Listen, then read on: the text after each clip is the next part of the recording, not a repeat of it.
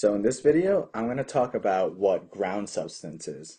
And ground substance is essentially a gelatinous material made up of glycoaminoglycans, which are also called GAGs, proteoglycans, and glycoproteins.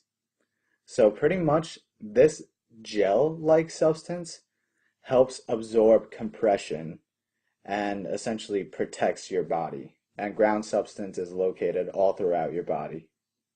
And so let's talk about more of the things that make up ground substance. So glycoaminoglycans, proteoglycans, and glycoproteins. Let's talk about what those are. So first let's talk about glycoaminoglycans, also called GAGs. So what GAGs are essentially, it's just a long polysaccharide made up of amino sugars that's able to absorb and hold water. And it has a role in regulating water balance because it's negatively charged, which means that it can attract sodium and potassium ions. And that, along the sodium and potassium ions, brings water with it.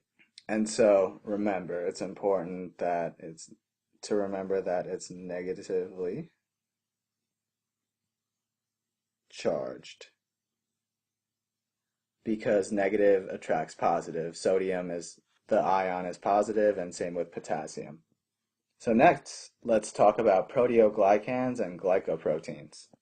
Proteoglycans and glycoproteins are amino acid and carbohydrate molecules. Like, they're essentially put together, so they're half amino acid and half carbs.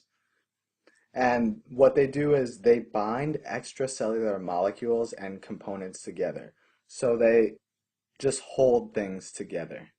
And so one thing to remember is that all three of the ground substance materials, all three of those molecules, are amino acid and carb based. And therefore, you're going to get a gel-like consistency from the ground substance.